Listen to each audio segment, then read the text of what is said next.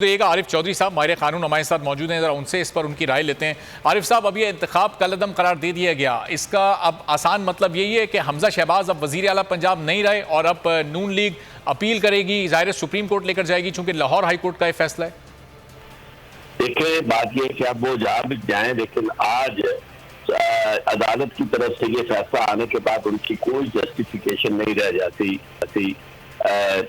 بطور chief minister کے کام کرنے کی، کیونکہ جب عدالت فیصلہ کرتی ہے تو اسی لمحے اس پر عمل درآمد ہوتا ہے۔ اس طرح کے کیسز میں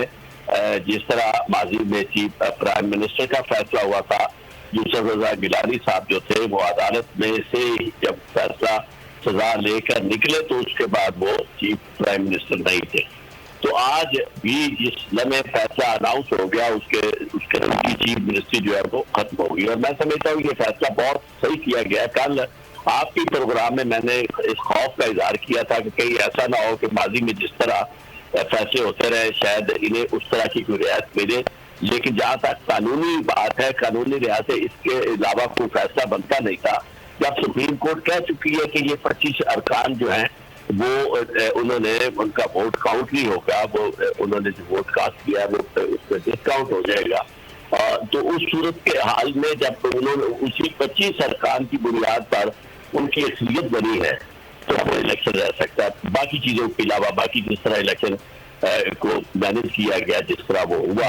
وہ باقی ساری قانونی باتیں، لیکن سب سے بڑی بات جو تھی وہ آئینی بات تھی، باقی قانونی باتیں تھی۔ تو آئینی طور پر میں سمجھتا ہوں کہ یہ چیز جو تھی یہی بنتی تھی جو یہ فیصلہ صحیح۔ اور عارف صاحب، اب اس فیصلے کے بعد جو کابینہ تھی حمزہ شہباز کی وہ بھی آٹومیٹکلی کالعدم ہو گئی ہے۔ اب اس صورتحال میں جب تک کابینہ تو چیف منسٹر کے ختم ہونے کے ساتھ ہی ختم ہو جاتی ہے نا، تو یعنی مطلب چیف منسٹر جو ہے وہ ویسے تو کانسیپٹ گورنمنٹ کا تو یہ ہے کہ government means chief minister and the cabinet, اور جہاں چیف منسٹر نہیں ہوتا وہاں کیبنٹ تو فوری طور پر ختم ہو جاتی ہے۔ اچھا، تو عارف صاحب اب نئے چیف منسٹر کا انتخاب اب کیسے ہوگا، اس کا پروسیس کیا ہوگا، وہ کابینہ کیسے نئے بنائے چیف منسٹر کے انتخاب کے لیے باقاعدہ وہی یعنی باقاعدہ شیڈیول دیا جائے گا، اور اس میں یعنی کے اندر صوبائی اسمبلی کے اندر وہ ڈیٹ مقرر کریں گے، اور اس میں الیکشن کی شیڈیول اسی طرح نامینیشن ہوگی، اور نامینیشن کے بعد وہ پولنگ ہوگی۔ صحیح۔ اور عارف صاحب، اب ظاہر ہے کیونکہ حمزہ شہباز کو ان کے انتخاب کو کالعدم قرار دیا گیا ہے، تو کیا وہ دوبارہ چیف منسٹرشپ کے لیے وہ کینڈیڈیٹ ہو سکتے ہیں، دوبارہ وہ الیکشن لڑ سکتے ہیں؟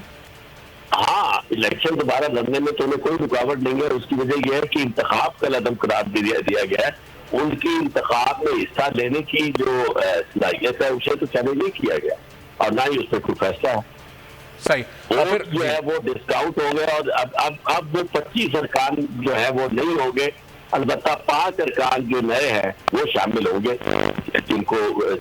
جو مخصوص شخصوں پر منتخب ہوئے تھے، جس کے بارے میں high court, Lahore high court کا فیصلہ ہے، تو اس لحاظ سے میں سمجھتا ہوں کہ آپ کو الیکشن ہو جائے گا۔ بہت بہت شکریہ عارف چودھری صاحب، اس وقت ہمارے ساتھ موجود تھے ماہر قانون۔ سبسکرائب کریں اور بیل دبائیں تاکہ کوئی خبر رہ نہ جائے۔